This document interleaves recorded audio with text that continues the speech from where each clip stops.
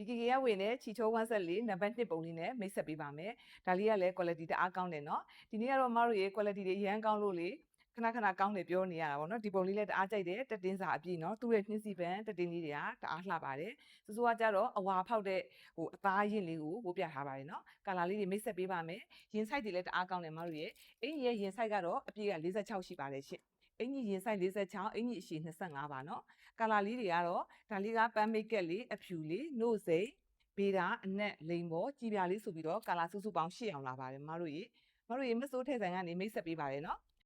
မတို့ဒါလေးကတော့မိတ်ကက်ရောင်လေးเนาะသူကတော့ပေါင်ချိန်130မှယူပေါ့เนาะပေါင်ချိန်130နဲ့180တော့ပါတယ်မတို့ဒါလေးကြတော့ဘောင်းမီရဲ့ခါကမဆွဲရင်30ပါဆွဲလိုက်ရင်ခါက40ရှိပါတယ်တင်ဆိုင်55ပါရှင့်ဘောင်းမီလေးရဲ့အရှည်က36ပါပေါင်ချိန်ဆိုရင်130နဲ့180တော့တယ်ဒါပန်းမိတ်ကက်ရောင်လေးပါရှင့်မစိုးထဲဆိုင်ကနေမိတ်ဆက်ပေးပါတယ်เนาะဒါလေးကတော့အဖြူလေးเนาะသူ့ဖြူလေးဆိုလဲမတို့ရဲ့တန့်ပြီးတော့တအားလှတယ်เนาะသူကလေမတို့ရဲ့ဒီရောင်တရားလေးတွေကတော့မိုးတွင်းနဲ့တအားလိုက်ဖက်တာပေါ့နော် BKK ကဝင်တဲ့ချီချောသားလေးဆိုတော့ရေလျှော်ရင်လည်း6မြန်ပြီးတော့ဝေးရတာပေါ့ပေါ့ပပလေးနဲ့လှပါတယ်နှုတ်စိမ်းရောင်လေးပါဒါလေးကပေတာရောင်လေးပါရှင့်ဒါလေးကတော့အနက်ရောင်ဆူဆူလေးပါနော်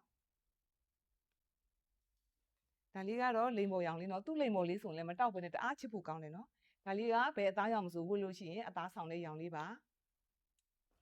ဒါလေးကတော့ကြည်ပြရောင်လေးပါနော်ကျေးဇူးတင်ပါတယ်ရှင့်